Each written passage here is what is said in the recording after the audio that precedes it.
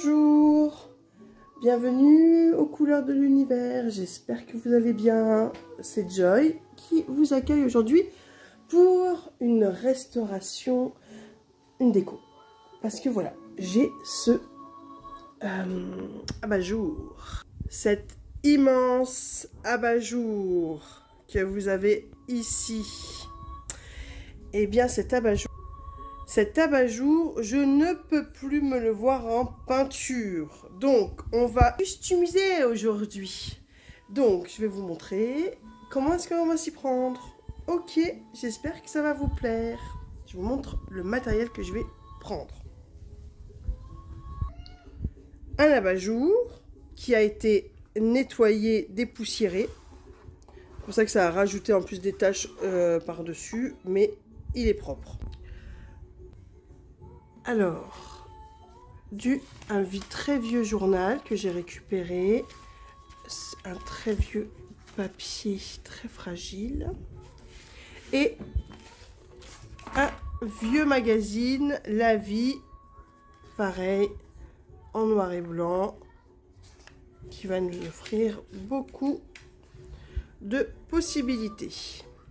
On a besoin de pinces pour pouvoir maintenir éventuellement la dentelle. Alors la dentelle, je vais voir, elle sera peut-être teintée au café, c'est à voir. Ensuite, c'est de la colle. Donc moi, je prends la colle Cléopâtre que j'achète sur Amazon en litres. Et ensuite, je la remets dans mes petits pots de mon ancienne colle Action. Pour commencer, je vais sélectionner les papiers que je vais mettre. Donc je vais sélectionner les papiers que je vais prendre.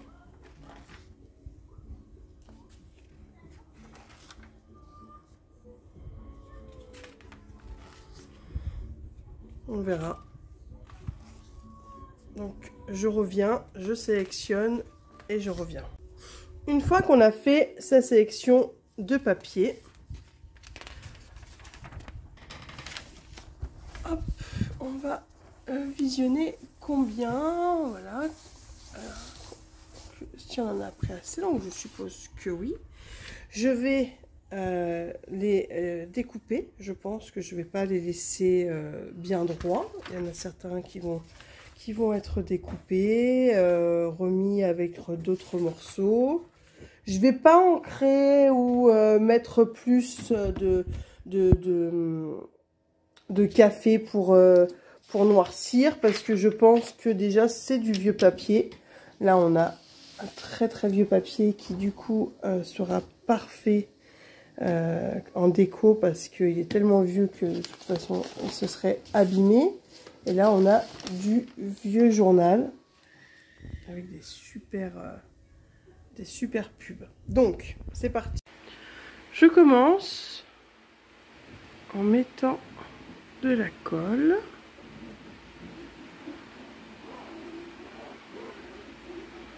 Vous allez voir, c'est assez simple, hein. Le tout, c'est de choisir bien son papier. Alors là, j'ai pas de petit pinceau, alors je vais le faire avec le doigt. Alors il fait quand même très chaud, voilà, donc il faut aller assez rapidement.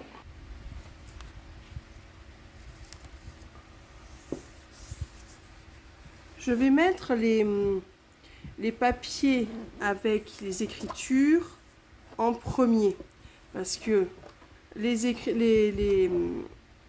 papiers avec les publicités, les morceaux là, voilà, avec les publicités, tout ça que j'ai envie qu'ils ressortent, je vais les mettre après par-dessus. Là pour l'instant, je vais faire déjà une première couche de papier comme ceci.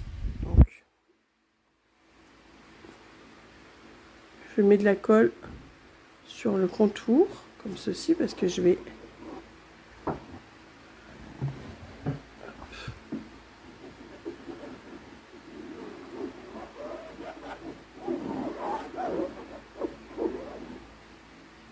alors, est-ce que j'aurais pu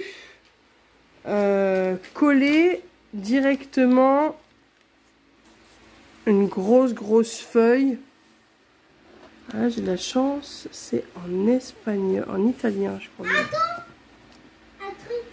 Hop, mon fils il me parlait.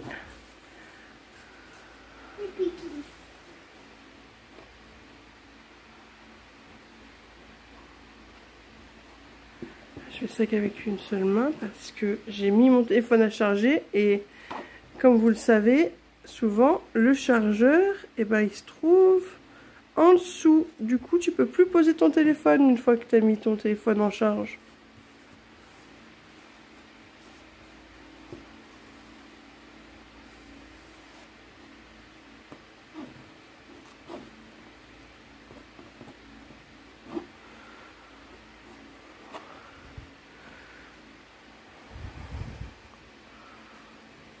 Voilà, tout simplement.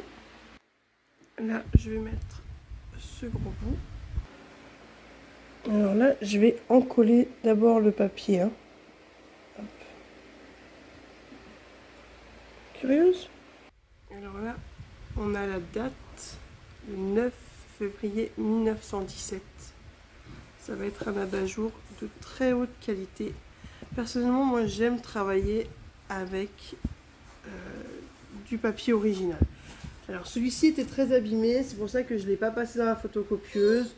J'aurais pu, pour certains travaux, je peux photocopier certains papiers. Et c'est probablement ce que je vais faire aussi dans le cadre de mon travail. Il y a des papiers qui sont tellement beaux dans ce que j'ai récupéré là, qu'il y aura sûrement des papiers qui seront photocopiés. Mais là, pour le coup, c'est dans ma maison, c'est pour moi, c'est un objet que je vais garder. Voilà, moi personnellement, voilà, je préfère travailler avec des papiers originaux. Voilà. Comme là, par exemple, ce papier, j'en ai qu'une certaine quantité. Je ne vais pas tout mettre au même endroit. Hein. Je vais en répartir ailleurs. Sinon, après, ça va pas être assez uniforme. Voilà. Pour uniformiser en fait ma création, je vais répartir les différents. Je vais répartir les différentes qualités de papier tout autour de mon abat-jour. Voilà. Les papiers, je les colle donc délicatement, voilà, les uns sur les autres. Et une fois que la création elle va être finie, je vais faire un mélange du coup de colle et d'eau et ensuite je vais repasser comme un vernis-colle en fait sur l'entièreté du coup de la création. Hein. Ne vous inquiétez pas, chaque chose en son temps. Là je me suis attaqué à un morceau très très fragile. Donc j'ai mis grosso modo de la colle, mais le papier est vraiment très fragile. Donc j'y vais tranquillou. Je vais prendre de la colle sur mon doigt et je vais y aller vraiment tout doucement. Parce que même quand on essaye d'en coller,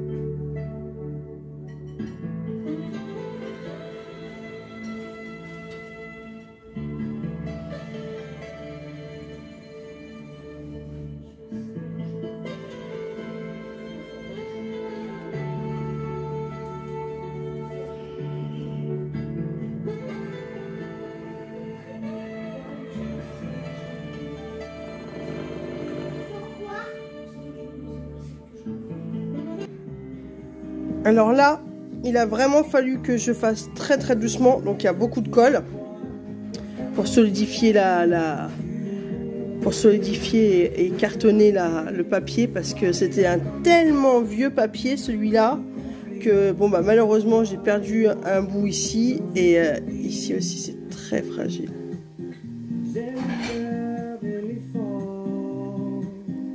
C'est pour ça que bon, travailler avec le doigt c'est pas plus mal hein, parce que au pinceau sincèrement je pense que j'aurais fait plus de carnage hein.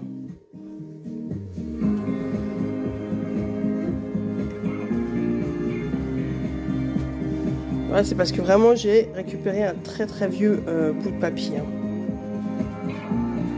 Là, j'ai posé la grande feuille et en fait, j'ai découpé délicatement voilà, pour border l'espace qui était vide. Je fais très attention. Okay, donc, je vais encoller celui-là ici.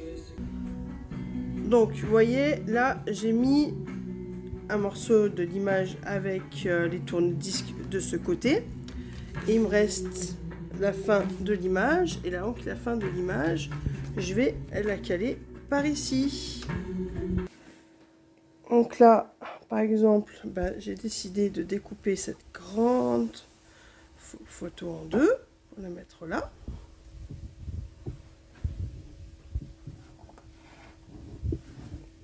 Petits bouts et ensuite on va pouvoir ajouter des jolis morceaux par dessus hein.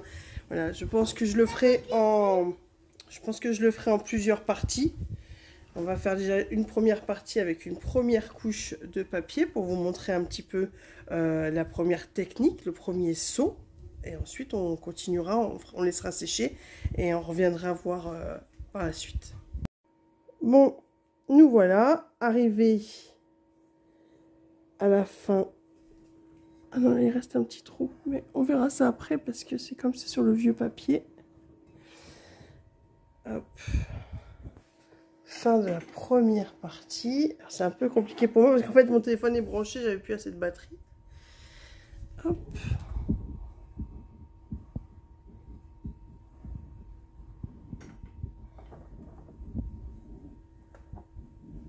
Donc pour l'instant comme ça, on va laisser sécher. Ensuite, on va couper, rajouter de la dentelle. Hop, celui-ci, là, pour l'instant, on va attendre que ça sèche. Comme ça, du coup, on va pouvoir voir l'unification des couleurs. Et voilà. Pour l'instant, eh ben, c'est pas si mal. Moi, j'aime bien. Le rendu est pas mal. Si on allume comme ça, là, bon, on est en plein jour, hein, mais voilà. Donc ça, c'est la fin de la première partie. On attend que ça sèche et on reviendra pour une prochaine vidéo. Bisous. Oui, enfin, je vais vous le faire quand même en face cam. Voilà.